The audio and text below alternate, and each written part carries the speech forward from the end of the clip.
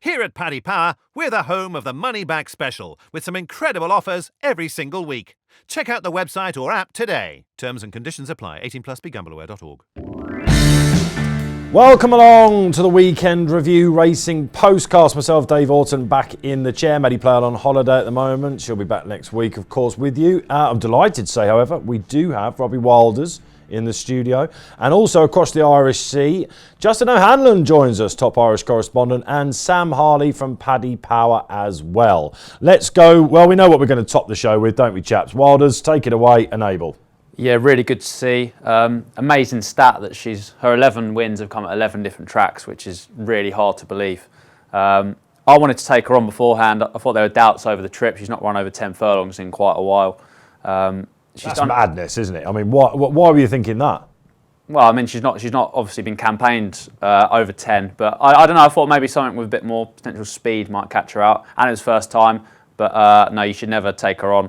I think the 3/4 of a length winning margin is probably maybe a bit misleading. Well, She was very authoritative. Really, never looked in doubt, did it? Okay, and Justin, what did you make of the Queen of Gosden's Yard? Yeah, I wasn't surprised. I think too much was probably made of it, that she was having her first run. Magical was having her 4th or 5th. After all, she came back last year and after a year off and beat the other stout horse, whose name I've conveniently forgotten, and at Kempton last September. I wasn't afraid of her being off for a little while. I thought Magical, with race fitness on her side, might get a little bit closer, but as Dermot Well himself would say, did what we expected. Yep, fair enough, Sam. She certainly did what the punters expected, back from 11 to 10 about an hour before the race into 4 to 6. Were you on? I wasn't on, but yeah, we saw very heavy support in the last hour on the show. Very impressive from prolonged layoff, sort of meeting match-fit rivals. I suppose it's sort of the classic response after a race for the trainer to come out and say they were only X% fit, with John Gosden saying she was only 85% fit, which I suppose makes me really excited. But I suppose looking at last year, she never really got a clear run. She never got racing until September last year. So sort of had a rush preparation for the Arc, and then the Breeders' Cup came up quickly after that. So I suppose if she can get a clear run this year, should be pretty exciting to watch and sort of for fans to latch onto. The traders were very impressed, so they reacted by going 4 to 6 for the King George at Ascot. They have her in for the Juddmonte International at 5 to 4, the Arc at 6 to 4, and then the Breeders' Cup Turf at 11 to 4. If she could take in all those 4 races, it would be some feat. Yeah, absolutely. It's all about the big day, Wilders, isn't it? Later on in October. King George next, though. Is there a worry about the bounce at all? Are you in that camp? It has to be a slight concern. You wouldn't want to be backing her at 4 to 6 at this stage, but I think she probably is a fair 4 to 6 shot. I think the only horse that I'll potentially be, now with Sea of Class injured, is out with her career finished. It's really sad news. Now, I think if Japan was going, it'd be quite interesting, but he's obviously destined for the Grand Prix de Paris. Aidan O'Brien running Sovereign and Nancy Van Dyke. I wouldn't expect them to really put it up to Enable. Although 3-year-olds do get a nice weight for age allowance, but yeah, she's going to be really tough to stop there. Yeah, there's a bit of love out there for Crystal Ocean. We did a Racing Post anti-postcast, and Tom Segal and Darren Hughes, who Sam's colleague, at Paddy Power, they're quite keen on Crystal Ocean to give her a race. I mean, Magical, Justin, are we now expecting that she's going to have a break? I think that's the plan, isn't it? Bring her back for an autumn campaign. I think that's what Aidan said after the race, and that's logical enough. Another thing about Enable, I thought she only did what she had to on Saturday as well. It was there seemed to be a fair bit more in the locker if the touring needed to dig down a bit. She's far superior, and of her potential opponents later on in the season. You mentioned Anthony Van Dyke and Sovereign as not being good enough to take her on over a mile and a half. I think that's right. The only one potentially I think could possibly be good enough to take her on over a mile and a half as at the end of the season is Japan, who I think is still a colt with any amount of improvement in him. He'll easily end up being the best of Aidan's Derby horses, and if that's good enough to take her on in the autumn, we shall see. But I suspect he might be able to shake her up a little bit. It's interesting, isn't it, Sam, that they're not going for the King George with Japan. They're going to keep him in France, we think, against his own age group. That suggests that they want to get a few ones next to his name, doesn't it? Yeah, absolutely. Derek Smith was interviewed after the King Edward at Ascot, and he's admittedly said that they sort of always considered him their best horse throughout the winter. He was actually heading into the Derby. He was actually the winter sort of favourite of the O'Brien horses, behind Too Darn Hot. He obviously had a bit of a setback in his preparation for the Derby, and even watching it back now, you saw him sort of running on at the end. He was always finishing fastest of theirs. I was seriously impressed with him at the King Edward. He went round the world on him, and he still hosed up. So I suppose, yeah, there's sort of, Aidan was quoted saying he might be too good for the Ledger, but he's currently a very short price favourite for that. Okay, let's have a... yeah, I totally agree with all that. I think he probably is the biggest danger to later on in the season, if all goes well. Let's have a quick think about the rest of Sandown, Robbie, before we move on. The Coral Dash, I've got to be honest with you, when he went 4-1, I went in again on Sergei Prokofiev. I think that's a project I'm going to have to give up on into now. the trap. Yeah, definitely did. It's happened to all of us. He looks kind of tripless now. He finished 6th in the end. Curious won the race, we should say, of course. Curious, yeah, good performance. Obviously won over course and distance on soft ground. Now she's done that on fast ground as well. That's an improvement filly.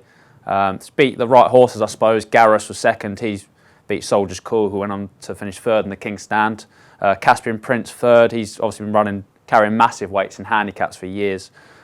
Pretty good performance, but yeah, again with Sergei, I think we've just got to really give up on him now. It looked like he might be sort of Caravaggio 2.0, but it's not panned out.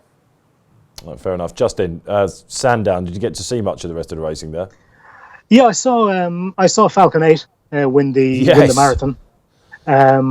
Again, Dettori at his strongest to win on a horse. So I thought he was doing no better than idling all the way inside the final furlong and a half. I won't say he could be anything, but he's. I think Dermot said afterwards he's a Gold Cup horse for next year, and I think I would agree with that. Yeah. Okay, Sam, are you a Falcon 8 fan? Yeah, completely agree with Justin there. I think very few jockeys would have won on Falcon 8. He didn't look the most genuine to go past, and he just sort of dropped him on the line. I know even when Chris Hayes rode him in Leopardstown on his last start, he came from rear. He obviously just needs to be dropped on the line and sort of caught out and get him there last minute. Yeah, Dermot Weld was quoted after saying he thinks he's a Group 1 horse in time. I'd like to see a bit more of him before I'd sort of have the same thought, but no, did well to win it. Hidden message, of course, for William Haggis, who had a double on the card. He needed a bit of a pick up off that terrible news about Sea of Class. Shocking news, really, hoping that she pulls through there. Wilder's hidden message? Good performance, but I was really taken by the second encapsulation. Any sort of further trip and she'd have got there. She was really, really eye-catching, very weak in the betting beforehand, making her first start for Andrew Balding. But the time before, when she was with Noel Mead, her form in the Southwell Stakes behind Pink Dogwood has been franked so many times. You've got Tanawa the third, who won the Blue Wind Stakes, beating Who's Steph. You got Fresnel finished 4th in the Musadora. The 7th, Trefias, won an Oaks trial. The 5th, Altairs, won another race at Gorham Park. So that form's really stacking up. And if it was any further, encapsulation would have won. And over a mile 4, I think this could be a very, very smart free-roll filly.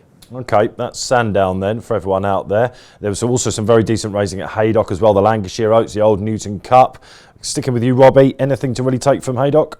Not a massive amount from Haydock. There was obviously the Lancashire Oaks as well.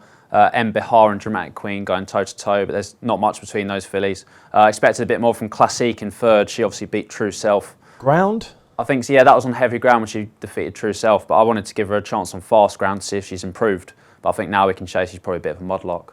Justin, Haydock, anything catch your eye there or anything you want to talk about? Well, actually, to go along with Robbie, the only race I actually saw from Haydock was the Lancashire Oaks. I like the winner, actually, M. Bihar. She's, lightly raced, progressive filly. I think she'll easily step up in trip, and I wouldn't be surprised if John Gosling might possibly have a race like the Irish Ledger in mind for her. I think she could be progressive enough to step up to that sort of class. He's got a ridiculous stable of fillies, and it's just absolutely insane, really. I mean, Coronet obviously won in France. You've got Annapurna still to come out. Medaya, they could go to York. We're thinking, Sam, what about Haydock? What about the Old Newton Cup? We should give a nod to Kelly's Dino, shouldn't we? Second run after a wind-up. Was there money for Kelly's Dino? To be honest with you, I didn't actually see too much of Haydock. I was off there on Saturday.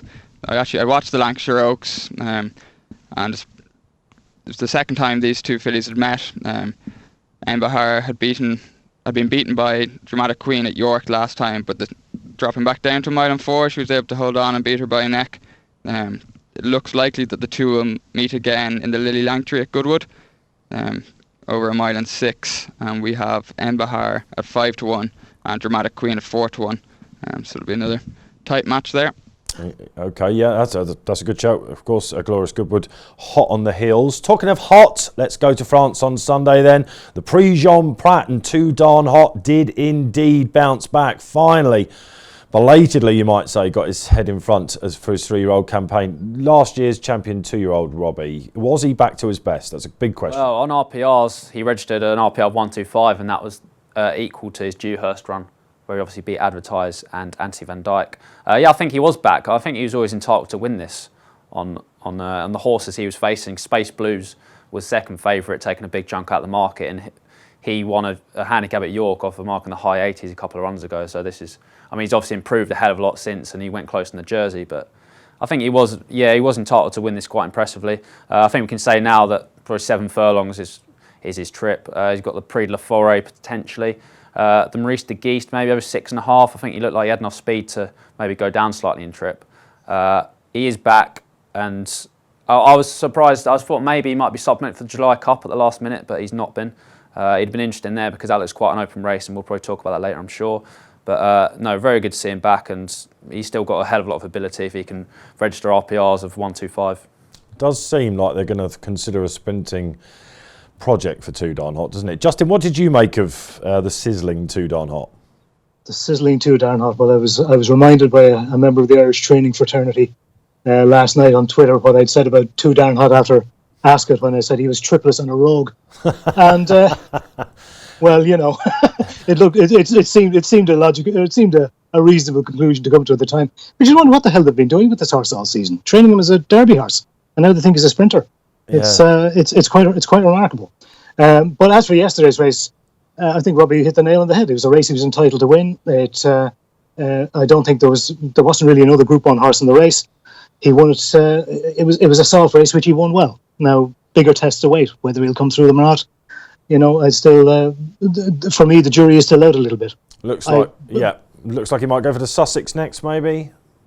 Well, it definitely opposed him over a mile, looking at yesterday and looking at what happened at Ascot. That's interesting, isn't it? Sam, were you in the camp after Ascot that he didn't quite get home in the St James's Palace Stakes? It's funny, yeah, there was a lot of talk that he hadn't sort of developed over the winter, that he was sort of similar size that he was as a 2-year-old, and that just other horses progressed past him. I suppose if that is the case, maybe the staying prowess might not be as sort of highlighted as his pedigree might suggest, and the way he was trained throughout the sort of spring campaign. I think I'd be wary of saying he's back. I think he probably beat horses that he's entitled to beat, sort of glorified Group 2 and Group 3 horses. Even Charlie Appleby said before the race that they were just chancing their arm and taking him on. I don't think he ran badly in his 3 races before that. I just think expectations were quite high coming out of this 2-year-old's career. I'd agree with Justin. I think the bigger tests lie ahead of him. We have him in as 3-1 favourite for the Sussex Stakes at the moment, but they actually hold the second favourite in King of Comedy as well. So it's probably likely that they're going to split those two up. And I'd say his target will be the Prix Maurice de Geest. The one that the race that would excite me with him would be the Breeders' Cup Turf Mile at the end of the year around Santa Anita. You'd need a horse with plenty of pace getting around the bends. The whole race is on the bend. So I think that could be where he'll end up at the end of the year. It's fascinating, isn't it, that he goes and adds another Group 1 to his tally, and yet we're still asking so many questions about this horse. Okay, well, that was France on Sunday. I think it highlights as well the lack of Group 1 races over 7 furlongs, which has been an issue for years. It's just a foray, isn't it, basically? That's what we've got, yeah. That was a mile before this season as well, so they're trying, obviously. I think it's a good thing to see more 7 furlong Group 1 races, but yeah. Because it's skinny programme, isn't it? Justin's absolutely right. Not an awful lot in the calendar. So we'll see where he goes, and still a bit lukewarm, I suggest, about that. Anything else, lads, for the weekend? We'll just go through quickly on this that I might have missed. Robbie, anything else on the weekend? No. Yeah, I really like Falconet. I didn't get to say anything on him. I had quite a big bet on him for the Ascot Gold Cup, so I was gutted not to see him run there. He needed all of 2 miles, and he probably would need a bit further in time. I think Dermot Wells said that his long-term target was the RS St Ledger, and he looked to me like he probably wouldn't have the speed for that. He might be vulnerable to a quicker type. But Ascot Gold Cup next year, I'd be very, very keen to see how he fares. Justin, you do a lovely piece called Dark Horses, don't you, basically, over from Ireland. Was there anything that we might have missed under the radar from Ireland this weekend? Maybe. There was a 2-year-old maiden at Naas on Saturday, won by a Ballydoyle colt called Year of the Tiger, but the stable companion to finish second, a colt called Inish Free, caught the eye hugely. Okay. Gave the winner about 6 lengths and wasn't really closing to the line. The winner was impressive, but he put a fair bit of distance between himself and the rest of them. And absolute certain maiden winner before he goes on to better things, and he will go on to better things. Inish Free is the horse's name. Okay, get on your tracker. Sam, just come to you briefly. I know you said you were off on Saturday, but was there anything you wanted to add from the weekend that we've missed? Justin actually just stole mine there. He was going to be the one I'd call out for the tracker as well. Double tracker. He's definitely one to note. Okay, fine. Okay, well, that is a look back at the weekend racing. After this break, we'll be looking at some sizzling stuff coming up at the July Festival at Newmarket. What's my horse's handicap? The fact that you're backing him? Everyone loves a newbie. That's why Paddy Power Games are giving all new customers 60 free spins on daily jackpot games. New Paddy Power Games customers only, one per customer. T's and C's apply. 18+. BeGambleAware.org. Okay, welcome back then. This is the bit a lot of people have been waiting for because it's the July Festival coming up at Newmarket. 3 sizzling days culminating in the July Cup on the Saturday. But we're going to have a little look at the opening day, the Thursday, and the opening race, the 150 Bahrain Trophy, mile 5. Sam Harley, can you please give us some prices? Yep, so we've Eagles by Day at 5-2, Barbados 7-2, South Pacific and Persian Moon both at 5s, Spanish Mission 13-2, Naif Road 9s, Technician 10s, and we've Bowen first in line and Waldstern all at 12s. What stands out there, Robbie? Yeah, a lot of Royal Ascot form coming on the microscope here. We've got Eagles by Day, who's actually £5 clear on ratings after his third to Japan in the King Edward. Barbados second in the Queen's Vase. But the one I quite like was South Pacific, he just beat Constantinople, was a horse I really like in the King George handicap. Just getting there, it looks like he's going to stay further. Extra furlong will help.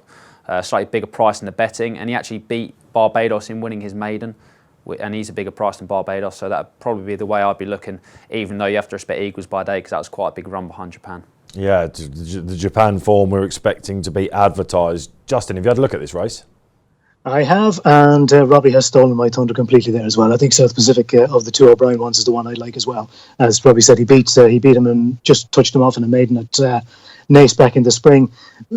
Possibly the more progressive of the 2, and I think he'll appreciate the step up in trip as well. He'd be my one of the O'Brien 2 anyway. I don't know too much about the English horses in this race, I'm afraid. That's interesting, Sam, isn't it? So Eagles by Day, are you expecting him to drift a little bit then? No, I'd actually be very keen on him, to be honest. I think that King George 5-6, I agree with Robbie. I really like Constantinople. I just think South Pacific was in off a real lightweight there, and this is a complete step up in grade for him. I think if you rule out Eagles by Day's run in the Linkfield Trial for the Derby, where he was beaten by Anthony Van Dyke, he travelled really well in the race, but it was actually very quick after his maiden, where he won in Salisbury by 7 lengths. He didn't actually get the clearest run in the King Edward, albeit he got well beaten, but he could have been second or third. I actually think sort of he's best in the ratings by 5 lengths, and I don't think he'll have to improve too much to beat these. Okay, that's interesting. All right, so Eagles by Day, a strong one for Sam. Okay, let's have a look at the 225. One of my highlights of the week is the July Stakes, the Group 2 Tatzel's July Stakes for 2-year-olds. Visinari is an interesting horse here, and Guildsman third, of course, in the Coventry. Sam, if you give us a market update on the July Stakes, please.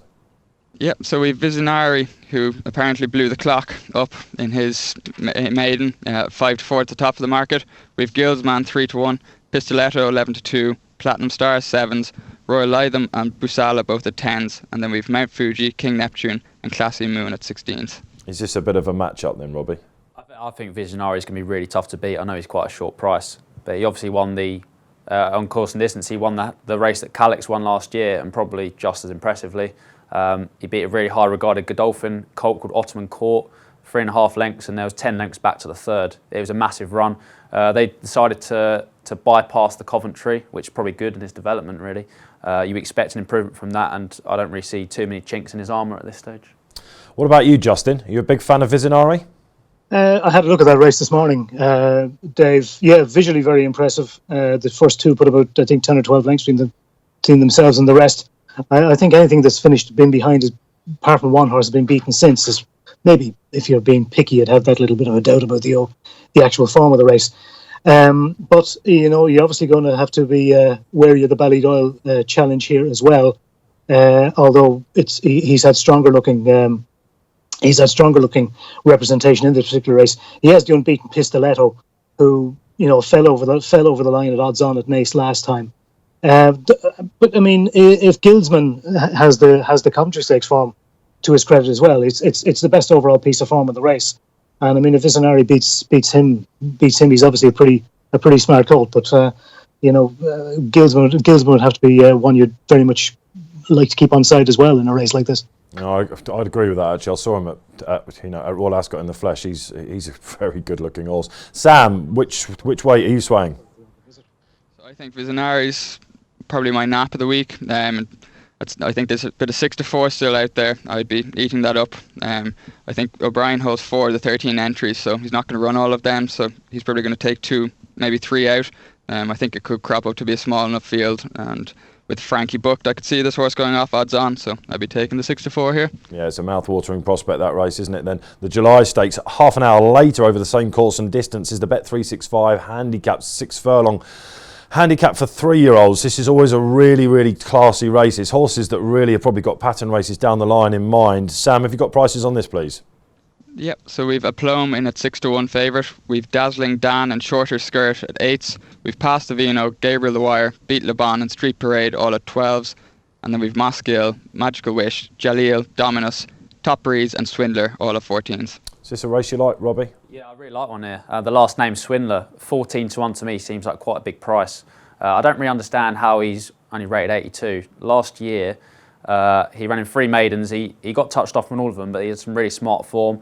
He's only been ahead by Mahafa, who's obviously gone on to win the Greenham. Defeated a close margin by Magic J as well, who looks a really smart type. He's been sat on my track for quite a while. This will be his first run after a gelding operation, Fred Walker. I'm surprised, yeah, as I say, I thought he'd be rated higher than 82, and he might not be a group horse, but I'd certainly imagine he'd got a few pounds in hand on his rivals. So yeah, for me, 14-1, that's quite a decent price. Happy days. What about you, Justin? Do you like one here? I'll let you embarrass yourselves with this one, lads. I'm not going to delve into this pool. Tricky puzzle. What about you, Sam? Do you like these sprint handicaps? Yeah, so I like one in there, 14-1 as well. Sadly, it's not the same as Robbie's. I like Top Breeze for Richard Hughes. He actually ran against Street Paradise, who's in at 12-1 the last day at Windsor. It's got a £5 swing now for this race, based off a 1 1/4 length defeat. That race was over 5 furlongs, with Top Breeze's wins coming over 6 furlongs previous to that. So I think with the 5 places here, I'll take the 14-1 about Top Breeze. Yeah, 5 places. I think that Dazzling Dan looks interesting to me. 3:35 then. Let's move on this Thursday card back into Group Company with 2. The Group 2 Princess Wales Tattersall Stakes. We're expecting Massar hopefully to turn up here. The likes of Mirage Dancer, Baghdad of course, handicap form going up into Group Company. Sam, can you give us a market lowdown? Yep, so we've Mazar in at 5-4, we've Mirage Dancer at 2s, we've Baghdad 13-2, Mirando 7s, Ben Vraki 12s, and then Desert Encounter, Dashing Willoughby and Communique at 16-1. Justin, let's lead with you here. What catches your eye amongst those sizzlers? Yeah, I'd find it hard to look beyond Massar. I know, Mirage Dancer and Miranda both finished in front of him at Ascot, but he ran like he needed the run at Ascot. He's the only genuine Group 1 horse in the race, as far as I can see. And, he was entitled to need that Ascot run. I'd expect him to come forward enough to be able to turn the tables on those two here. You wouldn't have considered Mirage Dancer, for example, to be a Group 1 horse at the start of the season. Massar, I mean, I like the sort of race that he gets in here without his Group 1 penalty as well. And, I think he should have too much class for these. That is a big edge, Robbie, isn't it? Not having the penalty. Yeah. Second time out, he's obviously going to improve from his first start. In the Hardwick as well, he slipped up, The start, of course, he stumbled, wasn't he? Yeah, it was a well really messy start. Get remotely close and finish 5th. So he was behind Mirage Dancer and Mirando, but I think we'd all agree he's a better horse than those two. But he's been quite well found in the market. But for me, yeah, he'd be the most likely winner at this stage. And what about you, Sam? Can you see something like that Baghdad or Ben Vraki even from that? It was a huge eye catcher, wasn't he, in that Royal Ascot handicap? Can you see them troubling the favourite? Not really, to be honest. I think it's probably a match between the top 2 in Massar and Mirage Dancer, with Massar going to clearly come out on top, in my opinion. As Robbie says, he was down on his nose coming out of the gates, and I thought it was actually a good comeback, considering his layoffs. I don't think any of those other horses in the field could win it. An Epsom Derby at 3, so I just think he's a class apart from these. So I'll probably look at doing a Mazar and Visionary double for Thursday. You get a feeling this is going to be a pivotal day of the week for punters out there, don't you? OK, that's the Thursday card. Absolutely fantastic stuff. After this break, we'll take a look at Friday. Check out Paddy's Rewards Club. Simply place 5 bets of £10 or more across any sport in a week, and you'll get a free £10 bet then next week. T&Cs apply. 18+. BeGambleAware.org. OK, then the Friday, second day of the 3-day July Festival meeting at Newmarket. Let's go look at the 225. The Duchess of Cambridge Stakes, Group 2 for the fillies. 2-year-olds, of course. We're expecting the Albany form from Royal Ascot, the Queen Mary form as well. Sam, have you got prices for us, please? Yeah, so we've Daya in at 13-8. We've Celtic Beauty at 5s. Raffle Prize 11-2. Final Song 6s. Wind Racer 13-2. Ultraviolet 15-2. And then we've Tango 10-1, and it's 11-1 bar. I want to come to you, Justin, if I can first. Give us a line on this Celtic Beauty, Ken Condon's. She's still a maiden, isn't she, this one? She's still a maiden. I think she surprised everybody with how well she ran. Well, maybe not Ken, but she surprised most observers with how well she ran at Ascot.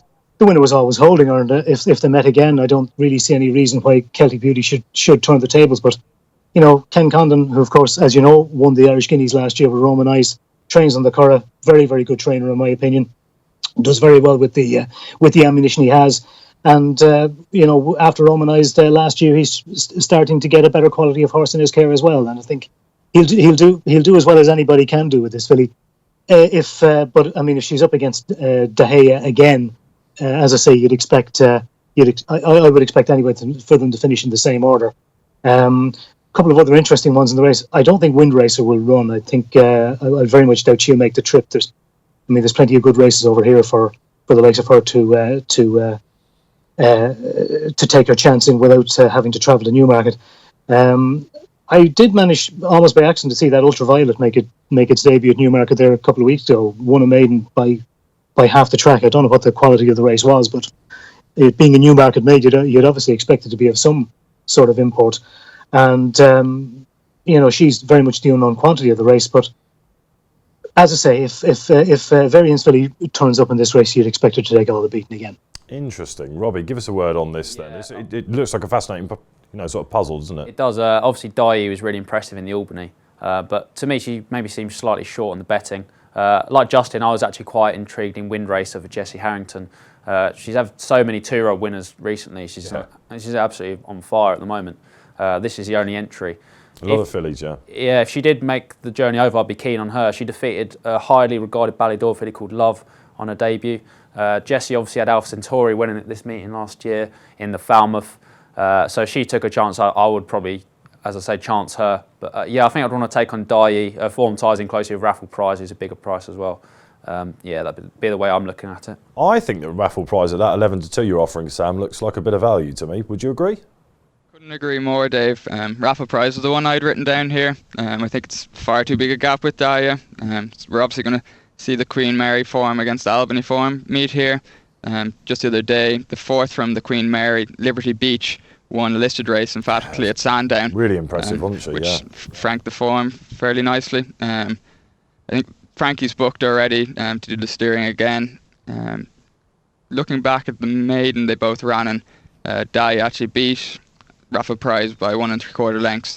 But I think they've both come on since then. And I think, just the price gap's too big, and probably it's a good each-way bet. Free each-way bet on Raffle Prize at 11-2. Yeah, I think I'm with you on that. It would just depend, I guess, on who had the tougher race at Royal Ascot. OK, let's stick with the fillies then, because the feature on Friday is the 3:35 Group 1 Falmouth Stakes. One Master, of course, who ran so well against the boys in the Queen Anne on the opening day of Royal Ascot. I'm expecting is going to be your market leader, Sam. Cabal is actually in there ahead. Wow. At 5-2. We've One Master then in at 10-3. We've Bashayir at 4s. I Can Fly 9-2. Voracious 5s. Happen 8s. And Mo Just 16s. Let's stick with you then, Sam, on that. That surprises me, I've got to say. I thought One Master back against her own sex would have been favourite. But your traders are obviously taking the view that Cabal just wasn't herself, I assume, in the Irish 1,000 guineas. Yeah, to be honest, I'm actually going to look outside of the top two in the market and go with Bashayir. it's a bit of a disappointing renewal of this Group 1. I don't think we're going to see anything of the calibre of last year's winner, Alpha Centauri. But the one is Beshair. Looking back at the Curra run in the Lawn Ads, she actually beat One Master by 2 1/4 lengths. I know at that date she was getting £3 from One Master, but I think that's probably not going to be enough to turn around this 2 1/4 lengths. Another thing that's worth noting here is One Master's actually entered in the Minstrel Stakes at the Curra on Oaks Day, which is on the 20th of July, so I'd say it's a good chance that they could be split up by Mr. Haggis. Interesting. Yeah, she does like a bit of dig underfoot One Master, doesn't she, Robbie? Is there anything in the Falmouth you're excited about? Yeah, fully agree with Sam about Beshair. Real surprised to only see 7 entered up. Looks like such a winnable race. But yeah, Beshair obviously beat One Master on her seasonal return. At the price is 4 to 1. I think she makes some appeal. She's entitled to come on from that. Obviously, One Master was impressive in the Queen Anne. But yeah, Beshair for me has got the best piece of form courtesy of that Curra run, so I'd chance her. William Haggis with a strong hold in the race. And Justin, how have you looked at the Falmouth Stakes? Yeah, I like Kabbalah actually. I thought she ran a hell of a race in the Guineas, considering she was on the wrong side of the track, only beaten just over a length. And obviously, you can put a line through her Curra run where I think she scoped bad afterwards, and a return to her rolling mile form. I think she's likely to take the beating. Yeah, I must admit I was with her at the Curra as well. Just couldn't work that out, and the scope came back as well. So Friday could be a day for the Varian stable. Indeed, got Dyer, of course, in that Duchess of Cambridge Stakes. Okay, that's a look at the Friday. Sam, just quickly, we're going to have a look at the July Cup. We'll be doing this in more depth later on in the week, of course, back on Friday in the chair. But Sam, could you give us a lowdown of the prices so far, the early decks for the July Cup? Yeah, absolutely. So we've advertised in at 11 to 4 favourite. We've Dream of Dreams 4 to 1. We've Cape Buyer on 6s, Invincible Army 7s, Brando 8s, and then we've 10 Sovereigns, Speaking Colours, and Lamato 12s, and a 16 Buyer. Justin, just coming to you quickly, what happened to 10 Sovereigns in the Commonwealth Cup? Was there any sort of fallout about that? I mean, I was with him, I must admit. I thought he would sort of probably win that race if he just, ran up to that Guineas form even. Were they obviously disappointed with him? Yeah, but I think the soft ground probably had a fair bit to do with it.